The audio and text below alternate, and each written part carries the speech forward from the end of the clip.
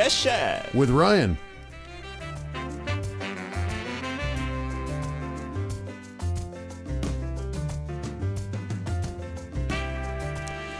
Every single Tuesday, it's our special, extra special corner where we film it in the studio so you can see, and we've got the special Ryan as well in the studio. We've got the camera in the studio. You can see the different angle on the video radio. Our global chef Ryan, busy preparing today's dish. Thank you so much for coming in today, Ryan, and preparing this beautiful, stunning dish. These little flowers that you're putting in there. Yeah, those are really pretty. Wow. So today, when the weather gets really hot, it's easy to lose your appetite, and when that happens, it's a great dish that will cool you down and hopefully stimulate your appetite again. I don't know whether to describe it as a dessert, a snack, an appetizer, but it is fruit punch or hwache that we're doing today, right? That's it. And this is really traditional right now, except for maybe the mint. I don't know that the mint is, yeah, maybe not the mint. But we've got melon and watermelon. And when I say melon, I mean the Korean kind of cantaloupe honeydew. Like I grew up having either cantaloupe or honeydew as the melon choices. And this one is more like a green cantaloupe. It looks like a cantaloupe on the outside, but on the inside it's green. And it tastes a little bit more like a honeydew. It's not the chame that we're talking about. No, here, right? No, not the little yellow guy. Yeah, no, seeds. It looks like a cantaloupe on the outside. Is that a Korean native melon? I've not seen it anywhere else. Really? So yeah. I've grown cantaloupe here, and it's doable. Yeah. We've got some on the farm right now, but it's not so easy. I think maybe this variety is probably something that was developed probably in more recent years, but that's traditionally what goes in there, apart from the mint. Even the flowers as honey well? and water and edible flowers. Really? Yeah, sure. I don't think I've seen that in a and I hwache. made some chapsal dok, some sticky rice or glutinous rice or sweet rice cake or dok. Which is also usually put in there. Yeah, traditionally, yeah. So you get the chewy texture. Because, that's like special occasion stuff. Yeah. Or was back in the day. Absolutely. It looks stunning. If you're not watching the video radio, you must do so today, because the purple flowers in there, and you've promised us they are edible. I don't think I've ever tasted. Those come off of a, what is that? Endive. Oh, okay. Yeah. So endive, you'll find it really red in the spring, but right now I'm letting it go to seed, so I'll have seed for next year. Ooh. And so it's got these really nice flowers. And after the flowers die, then the seed is there, and you can harvest all that and use it next year. I always find that when you attach the word edible to something, it means you can eat it, but it's not going to taste nice. I checked one sometimes. Like, have you ever tried, chicory? Chicory, yes. Yeah, chicory has a really nice, pretty blue or light blue flower too, but those are really bitter. Okay. So you can eat them, but it's really bitter. So I was tasting these when they started popping on the endive plants, and they're not bitter at all. They're kind of nice. Are they kind of flavorless, or they have? Can well, I just why try? Don't you just eat one. I don't think I've ever had a purple flower. I've sometimes had them in the fancy restaurants, but usually with like some kind of meat or something, and I just mask the flavor with whatever else I'm eating. But okay, they smell kind of fresh and minty now because they've been in that punch as well. Yeah, I had them with the mint. Okay, let's give a flower a try. Yeah, like I said, when it has edible attached to it, you can eat it, but I wouldn't choose to eat it. Why? What's wrong with it? It's just fun. Like nothing. Nothing. Yeah. There's, well, it's been raining so much. I bet you would have gotten a little sweetness off of it, but with all the rain, washing that away. This is from the rooftop garden, and boy, we've been hit by a lot of rain. Yeah, I don't see bees out there listening what all the fuss is about with flowers, so I'm not going to compete with that. So this is like a traditional dish, because you see fruit punch in many countries, in many different guises, but in Korea it's been a dish that has been enjoyed for I think absolutely. In the winter time, fruit can be pretty expensive, and it gets really cold here, so you're not going to find much fruit.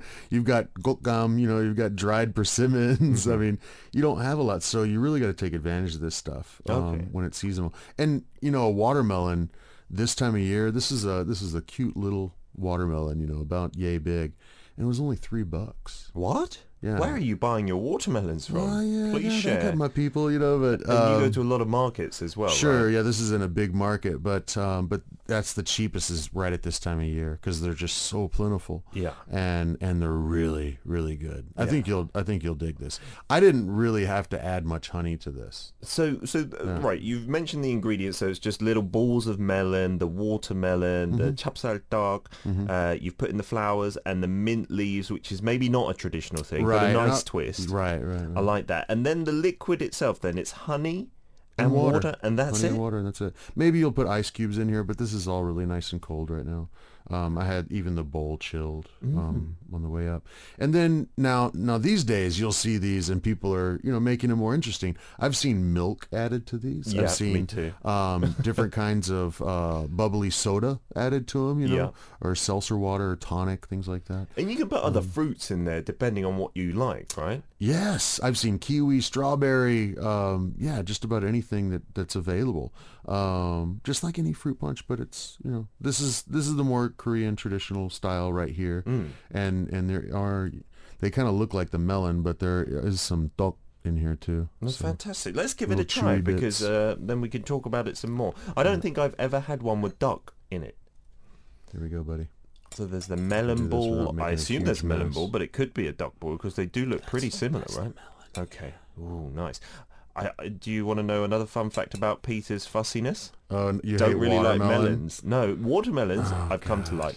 And melons, this past week I started drinking ground up like melon juice. So that's not bad. I'm on the way. Got you another flower in there because I liked it so much. And there's a seed in here. Oh, is that from the watermelon, I suppose? It looked like a lemon seed from far off. There's no lemon in there. No, I want to tweak this after we try it this way and show you what people are doing nowadays more. It's delicious. It's really melony as well. And I've never combined watermelon and melon, but that's a real good in-between flavour. Because watermelon by itself is a bit, how do you say it, very just fresh and watery, moistury, but the melon has a bit more flavour. And sometimes for me, because I'm fussy, that's a bit overpowering. But this in-between is just nice and right. When you get this fruit when it's really nice and ripe, oh, it's lovely. And so refreshing. Wow, that's really good. Yeah. I got a little bit of dok in mine, but it's hard to eat out of this. I should have brought some chopsticks. Yeah, maybe we can gulp it down in the break. But in the UK, we have the summer cocktail, that you have with a bit of alcohol, beginning with a P and ending in ims. It's very... I knew you were going to bring that up again. Famous during Wimbledon and barbecue season, which is right now in the UK as well. I wonder in Korea, would there be like an alcohol that you could put in there? Oh, don't you know that people would sneak some stuff in there sometimes? Yeah, maybe a bit of soju or something like that. Sure. Any kind of liquor. When I see something like this, I want to add some rum to it. But yeah. That would be good. Not at this early time in the morning. No. But in the UK version, they put like cucumber in there as well to give it the added freshness. And then some orange slices and whatnot. And usually, some sparkling tonic water. I have some Thai basil growing on the roof, and I almost added some of that, but I knew it would just totally change it. With a little bit of mint and the melon, it's still really like Korean stuff. Yeah, and the mint is a must-have for me because in the UK version as well, they put a lot of mint in there, and that adds an extra layer of freshness. So this is super duper easy for people to do. Apart from cutting the melon like that, the watermelon. Ryan, is there any tips for that? I'm terrible at cutting fruit. How did you do this zigzag? Like manually with your hand? Yeah, how else do you expect me to do it? I wondered if, like your egg cutter last week, there was a watermelon cutter, like a giant version that does it zigzag. No, even in my neighborhood there, I've noticed places opened up recently that's all about art done with fruit. And they're teaching classes to folks and stuff. And I've done some of that with my students, trying to make different designs out of them. Even when I was a kid, I forced my mom to get a watermelon so we could make a basket out of it. Oh, cool. Like leave a handle on top. Yeah, all you need, I saw a picture somewhere when I was like 4 or 5 years old, and I just had to do it.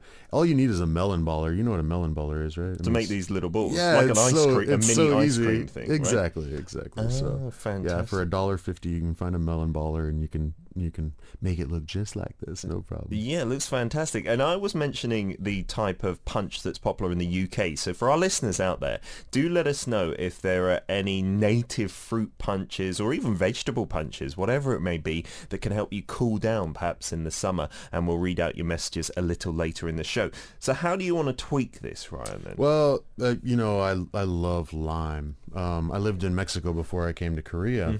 And limes in the beers? Yeah, in everything. Yeah. Everything. Really? Yeah. And limes have been really expensive in Korea until just recently. And hard to get until recently. Yeah. Right? I got so excited. Was it last week when I found limes for less than $1 a piece. Really? Wow. So I'm gonna put do you have one of these? A zester? Yeah, a microplane. Technically, this is a microplane. Okay. Yeah. But I'm always worried, you know, how can you tell if they're waxed or not? Because if they're waxed, is it dangerous to do that? You wash it really. It's not dangerous. No. It's just, I mean, yeah. It's not going to taste as nice. I told you where the wax comes from. Right? Yeah, exactly. So wait, you told me and I've forgotten. How are you meant to wash them to get the wax off? Hot water and scrub them. Yeah, hot water and just scrub. Like whatever you're using to scrub dishes with, you know, like scrubby. And hot water will help remove that. But when you zest, you know, don't go too deep because it'll get bitter if it shows too much white. So just the top layer. Yeah, just a little bit, and then and I'm doing that mainly just because I want you to smell this right here. Okay. Oh wow, that's amazing. That's like a scent from a candle or something, almost artificial. It's so strong. So many people don't put the zest in, you know. Many people, when they're using citrus fruits, they just squeeze the juice in. Does the zest add in terms of flavor as well as aroma? You bet, man. Okay, definitely if you're next time you're doing a chicken breast or a piece of chicken or something, you know, use fresh, not frozen, and then zest onto the marinade. Yeah. Okay. And let it sit for 30 minutes at least, and then cook the chicken, and then as it's cooking right towards the end, and then after it's done, then squeeze the juice on. So zest in the marinade. Okay, really? And then juice just as it's finishing. Yeah. Oh, that's interesting. Or while it's cooking too, but definitely as it's finishing. You know, recently we've been having a lot of yuja, you know, like the kind of honeyed, citrus fruit, the yuzu, I think they call it, right? And you can make a great salad dressing out of that. Usually you have it as a hot drink, but using that as a salad dressing, and it's still got the skin-like on the ends and the zest as well. It tastes really good like that as a salad dressing. But I guess that's the same kind of concept. You're leaving the outside layer in there as well. Ooh, we're putting in some what we would call lemonade in the UK. So nowadays, if you find this in like a dessert cafe kind of thing where they'll do the pot bean su, you know, the red bean dessert and the shaved ice, you might see something like this time of year, and it'll usually have some bubbles, you know, it'll be sparkling or from some soda in there, and sometimes milk as well. There's all kinds of different combinations. I want to try this. We're going to go for a song break after we've tried the fizzed up version because this looks super good, and I prefer it with a bit of fizz as well. It adds an extra flavor, some more sugar as well in there. Not that you need it, but my palate is that of a small child. I think that lime, yes it is, that lime and the mint and the bubbles. Oh man, I think you'll really like this. Okay, we'll give this a drink, and then when we come back, I'll try and grab a bit of the dog out there to see what that tastes like. But for the time being, bottoms up. Cheers. It's so much better like this. All right, it tasted a bit more healthy before. Yeah, but now I prefer now it's this. More like punch. Yeah, absolutely. Punch that you can find in many countries. So let us know what types of punch you have in your country. Let us know what's in your fridge, and we'll come up with some great recipes for it in part 2. For the time being, let's play a song from Park Shi-hwan. It's Dessert. We're back for part 2 of Yes Chef with our global chef Ryan in the studio. We're doing hwachae today, or fruit punch, and luckily we got some chopsticks so we can enjoy some of this fruit. Although, having said that, from a wine glass like this, which is, you know, smaller at the top than it is at the bottom, I think it'd be quite hilarious at a garden party to like tip these or try and eat these elegantly, right? It's not really possible. So okay, let's give it a try with the chopsticks. Some of the watermelon and the melon. Nice and cold. Wow. Yeah, and they've taken on some of the flavour of the punch as well. Super delicious and super refreshing. It's such a shame in Korea that many people don't have a garden, so you can't enjoy like a barbecue party and have this outside. Rooftop. It suits. Rooftops. That's a good idea. Excuse me. If you're lucky enough, to have a rooftop, have a little party up there, or go round to Ryan's. You've got a rooftop with a little garden up there as well, haven't you? Oh man, there's not any room to hang out anymore. It's all plants. Oh really? Wow, it's hardcore. They're really good. Did you try that melon? No, I just tried the water. I will try it later. For the time being, I have to read out some messages, unfortunately, from our listeners. Lots coming in now. Roz from the US saying, I thought those flowers were borage? B-O-R-A-G-E. They have the flavour of cucumbers. I've never heard of that flower. And a flower that tastes like cucumbers. That sounds pretty cool. Flowers are cool. But they're not. They're from... What did you say they were from again? The flowers? Endive. Endive. One of the only fruits and vegetables that begins with an E. Because I know that from the alphabet game where you play, and we always got stuck on E. It's eggplant or endive, and I think there's little else. Yeah, eggplant, yeah, that's about it.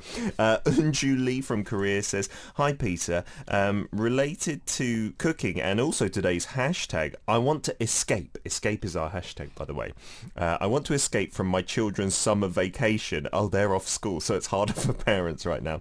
Surely I love to be with them, but I'm scared a little bit. I have to make all 3 meals a day and snacks and clean the house. As I said before, I don't like doing chores. All mothers can understand me. Choyun, I love you so much. From now on, let's listen to hashtag Daily K together. Put those kids to work. Yeah, make them cook a meal a day. Absolutely, make them help. Kids do love cooking. You know, if you let them loose with some fresh ingredients. Man, I used to do a little bit of cooking classes for kids here and there. Oh, wow. Years ago. And it is a lot of fun. Yeah. They really get into it and learn how stuff gets done. Yeah, if you just let them participate, then they get so interested, right? And I think it helps them appreciate the food more as well, like vegetables and fruits that maybe they didn't like as much before. Annie from Singapore says the hwachae looks so delicious. I would enjoy it because I generally like watermelons and I'm a fan of honeydews and rock melons. I wish I could have a glass too. Well, how about this, Annie? I'll take a sip for you.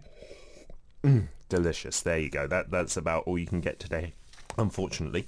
Soap Doll says, I want to learn how to make delicious hwachae because 2 weeks ago my little girl's class made hwachae. She really expected, but unfortunately she was absent from school that day because of a family trip. So she made it at home with watermelon and, you know, the milk-flavoured soda they sell here? Yes. And it was only so-so. How can I make it more delicious? Well, the key tips from today. I would say, first take away anything that's like store-bought in a bottle or a can and just do, get your favorite honey and water and then go get some really nice ripe fruit, whatever your child likes, and pick it up and just put it all together. You don't have to add too much honey. Just keep tasting as you go and juice a little bit of the melon, juice a little bit of all the fruit, and have that mixed in there, and then you can have the pieces as well. And the lime and the lime zest add a real good kick to it. Kids love that sour flavour as well. Oh, I think just everybody on the planet does that. It just wakes up your taste buds. Yeah, for sure. Soap Dog goes on to say, wow, Ryan, you look so handsome today in that nice green shirt. And Siska says you look like a footballer as well. Edwin gave me this shirt when he left Former Korea. DJ here. Yeah, this is a gift from Edwin. Fantastic. Man. Well, they're usually famous for their yellow shirts, aren't they? I guess that's the away one or something. I lived in Brazil for a couple of years, and I have a lot of shirts. Some of them are falling apart, and I refuse to throw them away. They are definitely memorabilia to keep for a lifetime. Zana from Malaysia says, I always made this fruit punch. It's refreshing, and I added some apples, bananas, and watermelons as a must, and poured in some soda. It is delish. Any fruits will do. I'm going to find some fruits on the way back home later to eat them. Yeah. That sounds cool. There's no rules on this one, really. Like a lot of the stuff we talked about, you could throw in whatever you've got around. Indeedy, there's so much here. And then also here, Zarifa from Malaysia says, I love the lemon zest. Whenever I make fried rice, I also put lemon zest in it and a little bit of lemon juice too. I like the sour and fresh taste in my fried rice. That is so powerful. Yes, absolutely. Zest. I mean, anytime you're about to cut a lime, before you cut it, or lemon, or an orange, or a grapefruit, you know, think about it first, because you could be using that zest somewhere. After you've cut it open, it's a little bit harder to zest. You know? Oh, really? So, well, not impossible, but a little bit tougher. So every time you're about to slice citrus, think about it first. And if you can get something like this, or a zester, the kind where you kind of peel the zest off and you can chop it up. Either way, it's so powerful. Highly recommend. This is one of my favorite toys to have in the kitchen. This and maybe my mortar and pestle. Is that just for zesting, or can you grate cheese on that? Yeah, hard cheeses, Parmesan, something like that. But also like nutmeg for grating nutmeg, or cinnamon, or... I've never seen one of these. A microplane. When you used to talk about microplanes before, I always just nod my head and pretend I know what you're talking about. But there it is. I thought it was the kind of machine from the woodwork shop. I have to buy a new one just about every other year because I'll start to wear them down. But yeah, if you have just a regular old cheese grater that has a fine side, it might work all right. Yeah, I think so, right? For the zest. 21 Crush from the US, talking about these cold beverages, says, I like any cold ones. Sometimes also protein shakes when they're cold as a meal replacement. But other drinks I like are sweet tea, sodas, milkshakes, Kangen water. What's Kangen water? I've never heard of that. Do elaborate. And Siska from Indonesia says about Indonesian fruit punch. It's also with watermelon and melon, but grapes also, pears, mandarin oranges, young papayas, apples and strawberries, and sometimes young mangoes too. So they're a bit sour, not the soft meat. Wow. Sounds awesome. If it was, you know, the pear season here comes later, but golly, that would be awesome in this too. Because it has that crunch. The Asian pear, the Korean pear has that real crispness. That would be really good in there. Jicama. That would be so awesome. With the melons as well. Yeah, so good. And she says usually you use syrup from orange water or also coconut water as the drink in there. I thought about using some coconut sugar in this rather than water, or rather than the Korean honey, but it's trying to keep it more real. Yeah, more traditional, right? And apparently that is called sop buah, fruit soup in Indonesia, if you want to check it out. Fantastic. Cool. Thank you for letting us know about that, Siska. So today, that's what we've been talking about, this hwachae, or fruit punch in Korea. Pretty straightforward to make, with I think some good tips. Add a little bit of mint, a bit of lime zest and lime juice, and you're away. It's just a fun way to enjoy fruit, you know? I mean, on a hot day. What more could you ask for, right? So if you want to check this out, you can see the video up again on the Arirang Radio YouTube channel, and tune in every single day to hashtag DailyK 9 to 11 a.m. KST to learn more about Korea and its culture. Oh, I have a question for you, actually. Okay. When do those videos go up? Some folks were asking me. Usually quite quickly, although we had a technical issue with the samgyetang one, the chicken soup one, and that has not been able to be uploaded onto YouTube, but it is available as a podcast, so you can check that out. Cool. Yeah, so usually they go up within a day or two. Yeah, awesome. Yeah, okie dokie. Thank you for the question. And now for what's in your fridge. Yeah, okay. Poopit has... Why are you laughing already? Well, I'm laughing at Siska's here because it's like 3 ingredients. Okay, but so we'll start with Poopit in Indonesia. Here we go. We've got some pasta bolognese sauce, which, for those who don't know, bolognese is like this thing that you have to learn in culinary school. You know, really? Yeah, people think it's a tomato sauce. Really, it's a meat sauce. It's carrots, onion, celery, a combination of beef and pork usually. That doesn't have to be.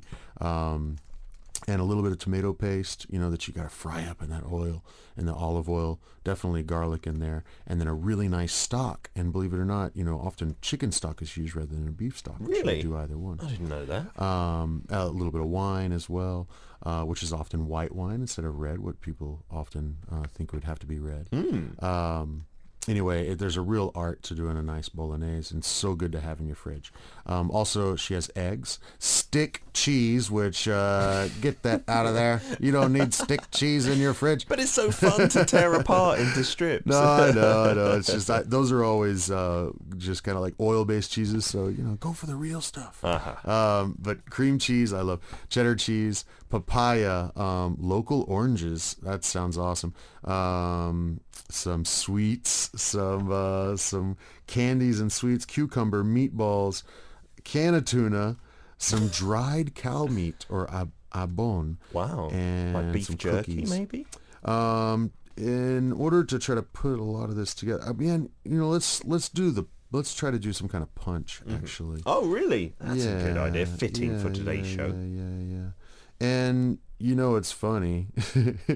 The stick cheeses, if it's that white stick cheese. Yeah, I know the one you're talking about. You could cut that up, and actually it could work in the punch. I know that sounds crazy, but the texture and the play, that could work. So if you take all your fruit, the papaya, the local oranges, even the cucumber would be great. And then just some honey water or juice some of the oranges and do it up that way, and then cut your stick cheese into little pieces and check it out. I bet you'd be pleasantly surprised with something like that. I can see or imagine what you're talking about with the stick cheese, putting it in there, the texture with the fruit, the completely different texture. It would work, I think. It would work, yeah, absolutely. See, it's like when you see here when you see the shaved ice, like the pot bean soup, and sometimes they'll put those little ducks, kind of cream cheese duck. Have you ever seen those? Cream cheese duck? No. Yeah, it's actually pretty good. Because usually they put the duck on there as well with the indomie, like the powder on there. Right. And that's great in there with the bean And that has sauce. kind of a texture like a cheese, like a chewy cheese, especially when it's so cold. Yeah, absolutely delicious. Sounds like fun. So go and try that out. I love papaya. I wish we could have really great papaya here all the time. Unfortunately, by the time it gets here, it's just not always the best. Oh, dear. Siska? Yes, Siska's got eggs, slices of ham, tofu, and some fruit punch. And that's it. And that's it. Wow. Well, just drink the fruit punch. Egg and ham, just have an omelette. Yeah. I don't know. Well, okay, there's a million awesome things that you can do with eggs. And so, you could make a meringue. You can do a custard. There's eggs are such an important ingredient to have in so many ways. So you can get pretty, you can do a lot of things with just this little that you have, because you have eggs. So what would you suggest then? Something people don't always know about egg whites. When you separate them out, you can do a dessert. There's a dessert called a pavlova, which is like a cloud. Yeah. And you're just making a meringue and baking it with some sugar in it, and then you can cover it with fruits and stuff, and it looks like this huge dessert, but then one person can eat the whole thing. Oh, really? It's just so much air. Fluff. Oh, yeah. cool. I love big, thick meringues on like key lime pie, coconut cream pie. Meringue makes it, yeah. Yeah. We've got something called Eat a Mess in the UK, which is like crushed up meringues with some raspberry jam and things like this. So you get the crispy and then just the air, just like... It's so good. Also, egg whites mixed with a lot of salt. You got to whip them up into like a medium meringue and then add a bunch of salt in. That's how you salt bake fish or salt bake other things. You pack that around the whole fish. Okay. And then... That's egg white, put it in a is hot, it? Yes, Really? put it in a hot... The egg white holds the salt together. And you put that in the oven and it'll get that shell, and when you take it off, it takes all the salt with it, so your fish isn't mega salty. I promise. That's you gotta cool. have fish that's skin on. Maybe you could salt bake the ham then.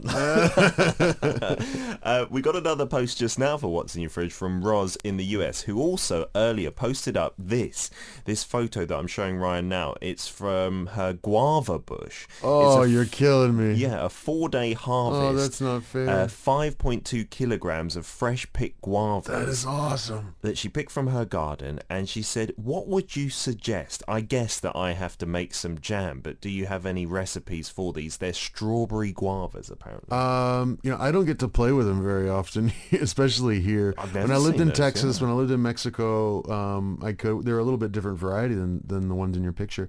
But yes, definitely jelly, jams, great way to preserve it so you can enjoy them, all year long. Yeah. I've done some sauces with them before, some like Caribbean style sauces that would even be incorporated onto chicken or shrimp or fish. But yeah, I would just want to eat them, and the seeds don't bother me. They bother some people with some varieties of guava, but I'll just crunch them away. They're small enough to do that if you want. They can be pretty hard in some guava, but I just love it because it's hard to find here. And then we've got just a tiny bit of time to do Roz's What's in Your Fridge. It's some fresh chicken breast, fresh tilapia. Tilapia. Is that fish? Yes, sir. Okie dokie. Ginger, yellow squash, baby portobellos, asparagus, red, yellow and orange bell peppers, pepperoncini olives, eggs and kimchi. Oh, cool. That's a good fridge. Let's talk about something with the tilapia. Have you ever seen when you'll take parchment paper, or you could use a banana leaf or something, but you've got to totally seal it around the pouch? Yeah, and usually you put some kind of sauce on there, and you can put whatever you want in there. Yeah. I with tilapia, I love to do things like lemongrass, garlic, ginger, kaffir lime leaves, and some lime zest, and maybe some juice, and papillote. You wrap it around, and you keep folding it around. You kind of cut the parchment paper into a heart shape, and then the heart folds over right across, and then you start on the like V of the heart and go all the way around. You just crunch it all up to close it up, right? Yeah, and sometimes I'll take a stapler and just staple the very end, because if you keep folding and folding it on itself, then you only have to kind of staple it in one spot at the end, and then put it in a really hot oven for only about 8 to 12 minutes. What does that do? Like, it seals everything in there, and yes, it's steaming, poaching, so all the flavors trapped, and then you can even put that pouch on the plate that you're serving. Yeah, I've seen and that. And let your diners cut it open, and then all the scents as well come out.